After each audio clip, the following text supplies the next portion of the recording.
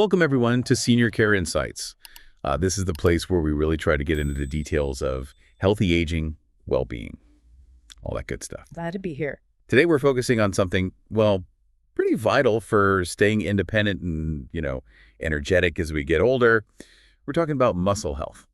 It's such an important topic, and one that I think often gets a bit overlooked, doesn't it? It really does. But it really underpins so much of our quality of life later on. Exactly. And there's this common idea, right, that losing muscle is just, well, it's just part getting older. Nothing you can do. Right. Just accept it.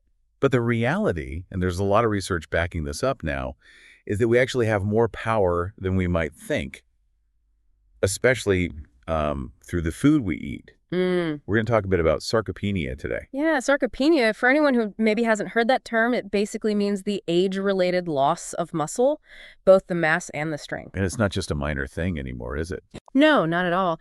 The World Health Organization, they actually recognize it as a disease now, which is, a pretty big step. It tells you this has real health implications. It's not just feeling a bit weaker. And it can start earlier than people might guess. Sometimes around 50. Yeah, around that age. And the tricky part is the initial signs can be really subtle. Like what? Well, maybe feeling a bit more tired than usual. Or finding it just, a little harder to get up out of a chair. Things you might just brush off. Right. Just, I'm getting older. Exactly. It can be quite insidious at first.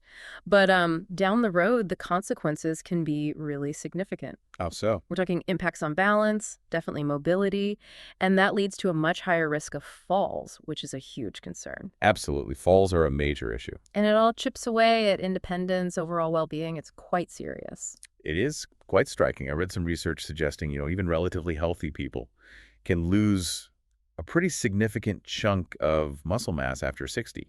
That's right. That really hammers home why we need to be, well, proactive about it. It does. It just highlights that as we age, our bodies maybe don't respond quite the same way. Yeah. What worked to keep muscle on in our 30s or 40s might not cut it later. And this is the encouraging part, right? Science has really pinpointed specific foods, specific nutrients that can make a real difference. Yes, definitely. We're not just talking about, slowing the decline. Yeah. There's evidence suggesting we can actually rebuild muscle, even folks in their 70s and 80s. That's the exciting part. It's not a lost cause. Not at all. So let's dive into some of these dietary powerhouses. One that comes up again and again in the research for seniors is Greek yogurt. Ah, yes, Greek yogurt. What makes that one so good for muscles?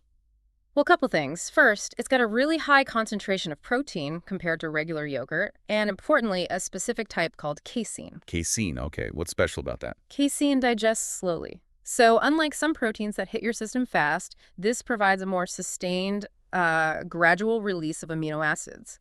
Over hours, actually. Right. So it's like a slow drip feed for your muscles. Kinda, yeah. Yeah. Especially beneficial overnight. When we're fasting while we sleep, muscle breakdown can tick up.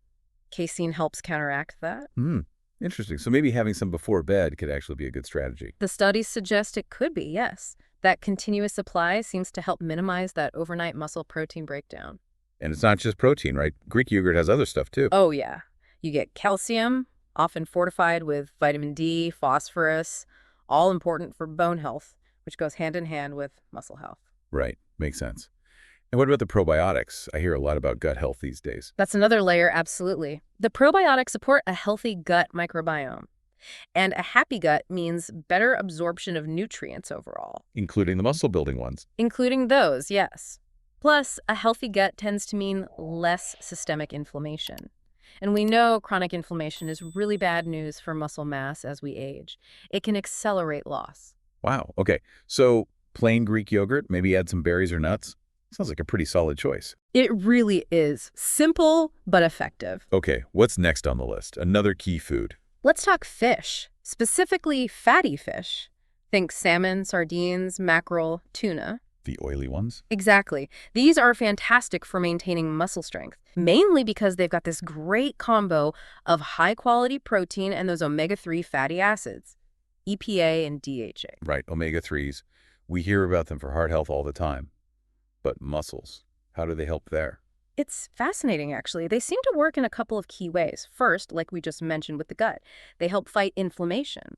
Chronic inflammation is a big enemy of muscle in older adults. Okay, anti-inflammatory, what else? Second, they might actually make your muscle cells more sensitive to the protein you eat. Really? So it's not just about getting protein, but how well your body uses it. Precisely. As we get older, our muscles can become a bit resistant to the signals from protein. It's called anabolic resistance. Omega-3 seem to help counteract that. So they help your body make better use of the protein you're already consuming. That seems to be the mechanism, yes, making it more effective for muscle growth and maintenance.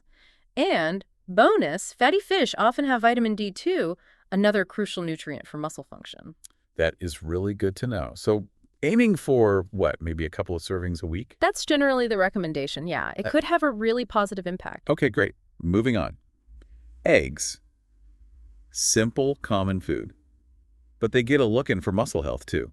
Yes, whole eggs specifically. They've had a bit of a bumpy ride with the cholesterol thing over the years. Tell me about it.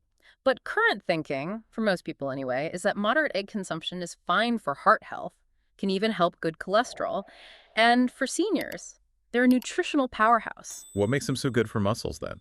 Well, one egg gives you about 6 grams of really high-quality protein, but a lot of the magic is actually in the yolk. Ah, the yolk. The bit people sometimes throw away. Exactly. The yolk is rich in nutrients like choline, important for nerves and muscles, and leucine. There's that word again. Leucine. Yeah. It keeps popping up. Sounds like it's pretty important. It's critical.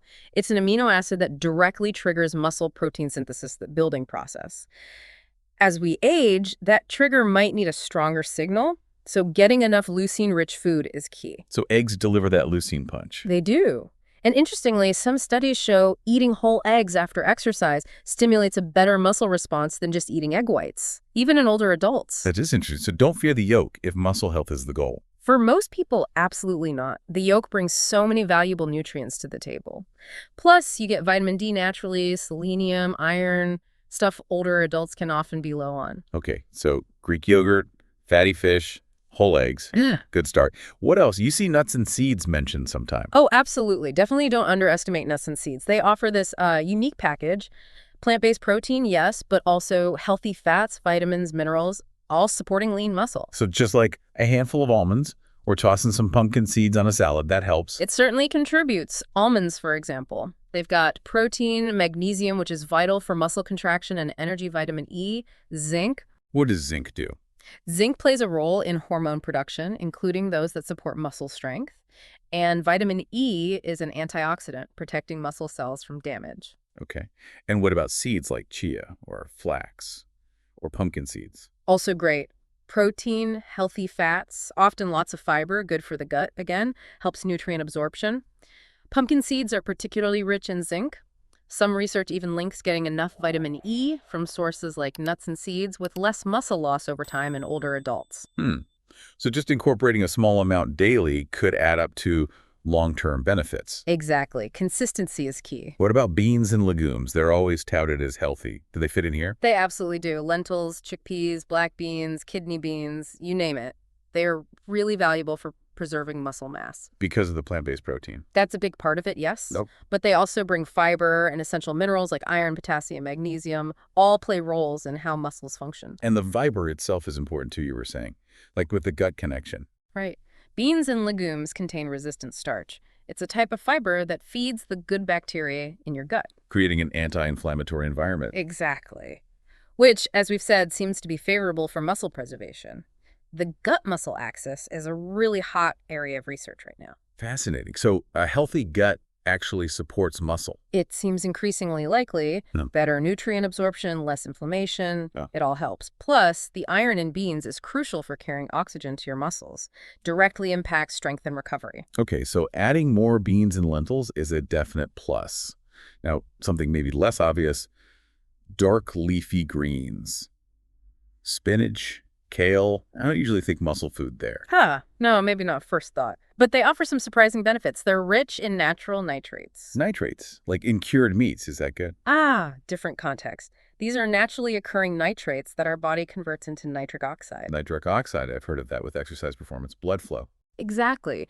Nitric oxide helps relax and widen blood vessels. That improves blood flow, meaning more oxygen and nutrients get delivered to your muscles. Which helps them work better and recover faster. Potentially, yes. Better nutrient transport maybe helps clear waste products.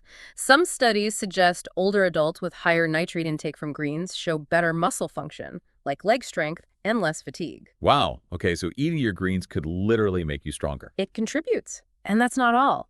Greens are packed with magnesium, potassium, calcium minerals vital for muscle contraction and nerve signals, plus vitamin K involved in protein synthesis for both muscle and bone. So yeah, loading up on spinach, kale, arugula, lots of reasons. Now, fats. We focus a lot on protein, but what about fats?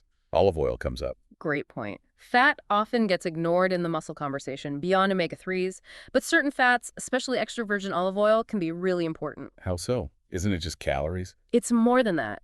Olive oil is a cornerstone of the Mediterranean diet for a reason. It's loaded with anti-inflammatory compounds. Inflammation again. Seems like a big hurdle for aging muscles. It really is. That low-grade chronic inflammation that often creeps up with age, it can really hinder muscle repair and make protein less effective. Olive oil, particularly compounds like oleocanthal, helps fight that. Okay, anti-inflammatory. Anything else? Well, it can also help improve insulin sensitivity. That means muscle cells get better at taking up glucose and nutrients for energy and repair. And some research hints it might support anabolic hormones like testosterone and growth hormone. Which are important for muscle building, even at lower levels in older age. Exactly. So making olive oil your primary fat can have some significant background benefits for maintaining strength. Good to know. What about berries? Everyone loves berries. Any muscle connection there? Yes, berries, blueberries, strawberries, raspberries, blackberries, they're famous for their antioxidants. And antioxidants fight cell damage for the free radicals. Precisely. They neutralize those unstable molecules, free radicals, that damage cells throughout the body, including muscle cells. This is called oxidative stress. And that oxidative stress contributes to muscle decline too. Absolutely. As we age, that damage can accumulate, impairing how muscles recover, weakening the fibers, speeding up loss of lean mass. The antioxidants in berries help push back against that. So they're protecting the muscles. In a way, yes. They contain powerful antioxidants like anthocyanins, which give them their color. These not only reduce oxidative stress, but also help manage that chronic inflammation we keep mentioning. It all ties together. It does. Some studies have even linked regular berry intake in older adults with better muscle performance and maybe even faster recovery after activity. Great excuse to eat more berries then. Now, let's touch on a more traditional muscle food. Lean meat sometimes gets mixed press, especially for older adults. You're right, it does. Sometimes concerns about cholesterol or just changes in eating habits mean people cut back. But lean red meat, in moderation, as part of a balanced diet, can be a really strong ally for preserving muscle. Why is that? What does it bring? Well, first off, it's packed with high-quality, complete protein, all the essential amino acids needed to rebuild muscle, and crucially, it's another fantastic source of leucine. There it is again, that muscle trigger. Exactly. And as we age and maybe become less sensitive to those growth signals, getting concentrated sources of leucine like lean meat becomes even more valuable. Makes sense. I've also heard meat contains creatine. Yes, another plus. Lean meat is a natural source of creatine. Creatine helps supply energy to muscles, potentially boosting strength, endurance, and recovery. Our bodies make less as we age, so getting it from diet becomes more important. Okay. Plus, you get highly absorbable iron, zinc, B vitamins, all vital for energy metabolism and getting oxygen to the muscles. So choosing lean cuts, maybe a couple of times a week, seems like a solid strategy. It can be very effective, yes. All right, let's shift gears slightly. Whey protein.